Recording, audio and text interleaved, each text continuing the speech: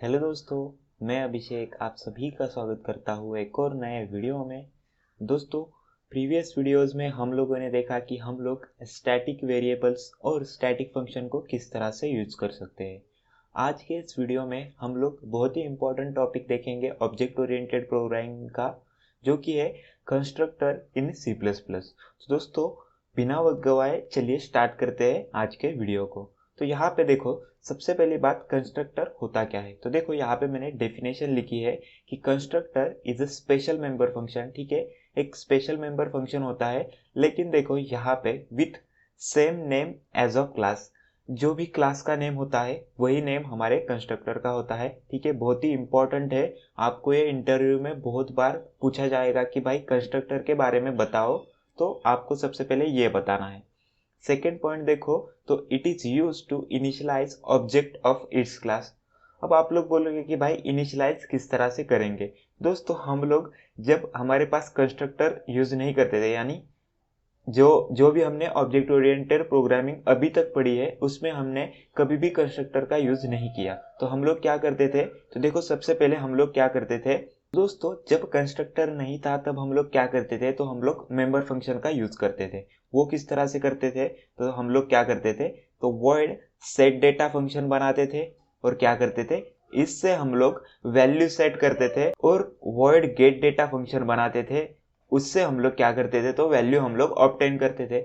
लेकिन दोस्तों, अब मुझे क्या करना है, ये सेट डेटा वाले फंक्शन को लिखना नहीं है। उसकी बजाय हमें क्या करना है, जब भी मैं ऑब्जेक्ट बनाऊंगा तो ऑब्जेक्ट बनाते समय ही मुझे उसे इनिशियलाइज करना है। तो उसके लिए हम लोग क्या करते हैं, कंस्ट्रक्टर का यूज करते हैं। तो उस काम में हमारा कंस्ट्रक्टर आता है, तो वही मैंने लिखा है, it is use to initialise object of its class. ठीक है, जो भी क्लास हम लोग बनाएंगे और उसका हम लोग जब भी ऑब्जेक्ट बनाएंगे उसी टाइम पे हम लोग उसे इनिशियलाइज कर सकते हैं कंस्ट्रक्टर की मदद से। लेकिन किस तरह से करेंगे वो मैं आपको आगे कोड में समझा दूंगा।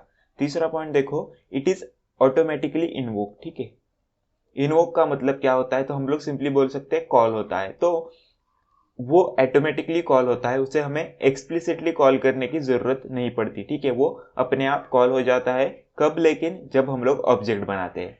ठीक है, जब तक हम लोग ऑब्जेक्ट नहीं बनाते तब तक कुछ नहीं होगा, लेकिन जैसे ही हम लोग ऑब्जेक्ट बनाएंगे हमारा कंस्ट्रक्टर जो है वो इन्वोक हो जाएगा। फोर्थ पॉइंट देखते हैं, constructor doesn't have any return type. ठीक है, इंपॉर्टेंट पॉइंट है कि उसे हम, ठीक है, जो हमारा कंस्ट्रक्टर होता है उसे रिटर्न टाइप नहीं होता। ठीक है, उसके आगे हम लोग कुछ भी नहीं लिखते, वॉइड भी नहीं लिखते। ठीक है, तो अब इन सब को हम लोग क्या करते हैं, ये तो हमने थ्योरी देख ली जो आपको ये ध्यान में रखनी ही रखनी है। लेकिन अब इम्प्लीमेंट करके देखते हैं कि कंस्ट्रक्टर हम लोग बनाते कैसे है और ठीक है उसे यूज कैसे करना है। तो चलते हैं VS कोड में और वहां पे मैं आपको समझा देता हूँ। तो देखो, यहाँ पे मैं VS कोड में आ चुका हूँ। ये जो कोड है ये हमने प्रीवियसली यूज किया हुआ कोड है जो मैंने वहां से कॉपी किया है। अब देखो दोस्तों, मैंने क्या बोला था कि हम लोग यहाँ पे सेट आईडी वाले को यूज नहीं करने वाले हैं। उसकी जगह पे हम लोग क्या करेंगे, उसकी जगह पे हम लोग कंस्ट्रक्टर का यूज करने वाले हैं। तो मैं यहाँ पे इसे हटा देता हूँ सेट आईडी को, और हम लोग इसे किस तरह से करते हैं वो मैं यहाँ पे आपको दिखा देता हूँ। तो देखो, सबसे पहले मैं क्या करता हूँ, सेट आईडी की मदद से जो आउटपुट आता है वो भी रन करके आपको दिखा देता हूँ। तो देखो, अगर मैं इसे रन करूंगा तो 123 जो है वो मेरा आउटपुट आ जाएगा। ठीक है, ये नॉर्मल है, ये हमने पहले ही देख रखा है।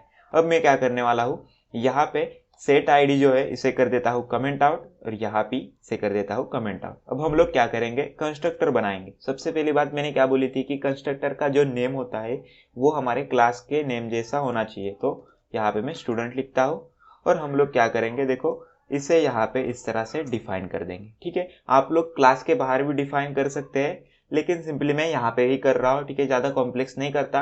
मैंने पहले ही आपको बताया है कि स्कोप रिजोल्यूशन की मदद से आप लोग किस तरह से उसे बाहर डिफाइन कर सकते हैं। तो यहाँ पे हमें क्या करना है, सिंपली आईडी को सेट करना है। तो देखो यहाँ पे मैं क्या करता हूँ, तो मान लेते हैं जो कंस्ट्रक्टर है वो मेरा एक आर्गुमेंट लेगा, इंटीजर आर्गुमेंट लेगा और यहाँ पे उसे सेट कर देगा। सेट किस में कर देगा, तो आईडी में सेट कर देगा।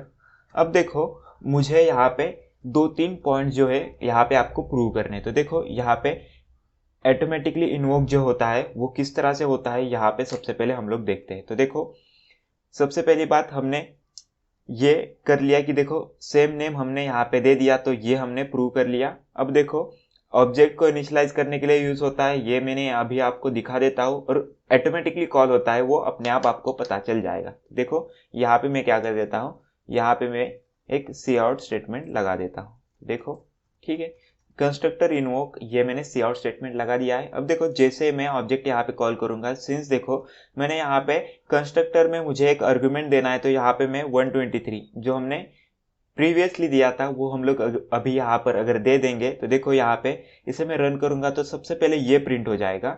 देखो कंस्ट्रक्टर इन्वोक प्रिंट हो गया, और देखो हमारी आईडी में जो भी आईडी मैंने यहाँ पे पास करी है वो यहाँ पे सेट हो चुकी है। अब दोस्तों ये जो है इसे हम लोग क्या बोलते हैं पता है क्या, इसे हम लोग पैरामीटराइज कंस्ट्रक्टर बोलते हैं। ठीक है, पैरामीटराइज कंस्ट्रक्टर बोलते हैं। क्यों पैरामीटराइज कंस्ट्रक्टर बोलते हैं, क्योंकि हमने देखो यहाँ पे पैरामीटर पास किया है। अब मैं इसे नॉर्मली भी कॉल कर सकता हूँ। ठीक है, अब मान लो मैंने यहाँ से इसे हटा दिया, ठीक है, और डायरेक्टली मैंने आईडी में मान लो कुछ सेट कर दिया, ठीक है, 123 डायरेक्टली मैंने हार्ड कोड कर दिया। तो दोस्तों ये भी जो है बिल्कुल इजीली चल जाएगा। क्यों चल जाएगा, क्योंकि यहाँ पे ठीक है मुझे इसे यहाँ पे इस तरह से लगाने की जरूरत नहीं है, क्योंकि अभी यहाँ पे हमारा पैरामीटराइज कंस्ट्रक्टर नहीं है। ठीक है, सिंपली मैं क्या करता हूँ, देखो यहाँ पे जो है पैरामीटराइज कंस्ट्रक्टर रखता हूँ, इसे कर देता हूँ कमेंट आउट, और अभी हमारा जो नॉर्मल कंस्ट्रक्टर है जो जिसे हम लोग बोलते हैं डिफॉल्ट कंस्ट्रक्टर, वो हम लोग यहाँ पे कॉल करते हैं। ठीक है, अब ये जो टाइप है पैरामीटराइज कंस्ट्रक्टर और डिफॉल्ट कंस्ट्रक्टर, इसे हम लोग नेक्स्ट वीडियोस में एकदम अच्छे से कवर करने वाले हैं, लेकिन यहाँ पे सिंस रेफरेंस आ ही गया था तो मैंने बता दिया। अब अगर मैं इसे रन करूंगा तो देखो सबसे पहले कंस्ट्रक्टर इन्वोक प्रिंट हो जाएगा, और देखो आईडी भी हमारी यहाँ पे सेट हो चुकी है। मान लो यहाँ पे मैंने 123 की जगह पे 100 डाल दिया, तो अभी जो है वो 100 हमारा जो आउटपुट है वो हमें मिल जाएगा। यहाँ पे मैं रन करके भी आपको दिखा देता हूँ, तो यहाँ पे सिंपली देखो रन किया तो 100 मुझे वैल्यू यहाँ पे मिल जाएगी। तो दोस्तों इस तरह से जो है मैंने यहाँ पे प्रूव कर दिया कि जैसे ही मैं ऑब्जेक्ट बनाऊंगा तो वैसे ही मेरा कंस्ट्रक्टर जो है वो यहाँ पे कॉल हो जाएगा। अब देखो सिंस हमें यहाँ पे S1 पे मैं अगर ओवर करूंगा तो मुझे वो डिफॉल्ट कंस्ट्रक्टर बता रहा है। अगर मान लो मैंने यहाँ पे उसे इंटीजर x यहाँ पे दे दिया, एक आर्गुमेंट ले लिया और x से इसे सेट कर दिया, और ऊपर वाला जो कंस्ट्रक्टर मैंने बनाया था पैरामीटराइज, उसे अगर मैंने कमेंट आउट जो किया है उसे अगर मैंने कर दिया, तो देखो मुझे यहाँ पे वो बताएगा कि S1 जो है मेरा पैरामीटराइज कंस्ट्रक्टर है। देखो यहाँ पे हमें मिल रहा है।